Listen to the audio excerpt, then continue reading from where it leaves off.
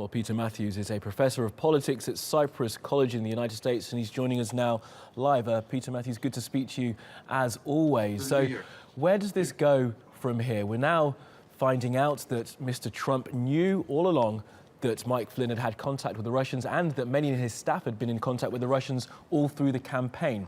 Can he survive this?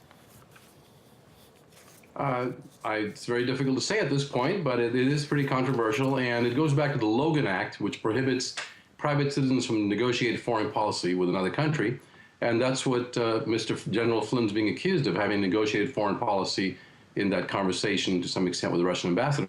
However, the Logan Act has never been used to prosecute anyone in the United States in the 218 years it's been in place because it may be unconstitutional. So I doubt he will be prosecuted under the Logan Act, but he did in fact perhaps during an investigation, he denied certain things. He said, I didn't talk about the sanctions, which he actually probably did talk about it.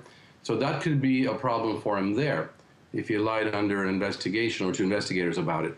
That's the only possibility that could bring him down. And then the question is, what did President Trump know, and when did he know it about all of this? Did he know any of this was going on for the 2 weeks or even earlier than that, even earlier in the election campaign? Well, the suggestions are this morning. Absolutely. The suggestions are this morning, Peter, that many in the Trump administration, Trump team, were in contact with the Russians all the way through the campaign. I mean, if you remember, one of his old advisors, Manafort, had to stand down because of his connections with the Russians. So it does seem as if, despite all their denials and all their what seem now like lies, they were in touch with the Russians throughout. That's a very tough point. I mean, actually, that could be a vulnerable point for them. But on the other hand, the question has to be asked is, what do they do with the Russians? And what kind of deals do they make? Do they do anything to influence the election or to take support from a foreign government for the election? The other question is about the hacking of the emails of the DNC.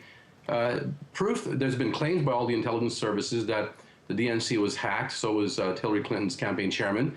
The question is, then they couldn't provide any physical evidence of that because of the vulnerability of security. We don't want to give away the answers to how they got it. That's a problem because many of the public wants to say the actual evidence that the Russians actually hacked the emails, and the DNC headquarters rather. And the other question is, what kind of deals did these campaign people for Trump make with any Russians that they met, intelligence agencies or not? Don't forget, intelligence agents quite often are disguised in Russia. No one knows that they're intelligence agents. They come up to you, they pretend to be business people, they're at a cocktail with you.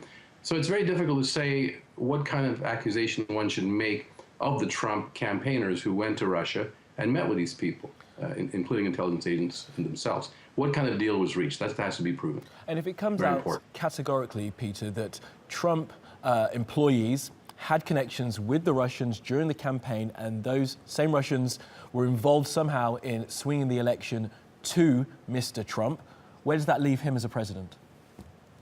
Very vulnerable to possible charges of collusion with a foreign power or his people colluding.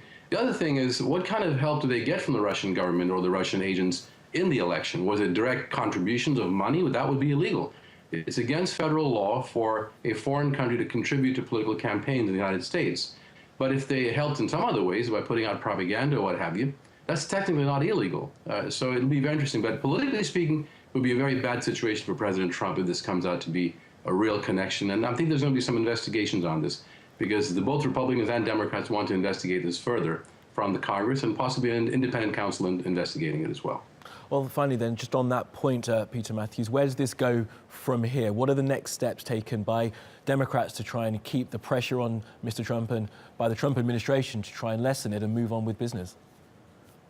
Democrats want to have independent counsel investigate it, which would mean taking the power of investigation out of the hands of the Republican chairpersons of the committees in Congress.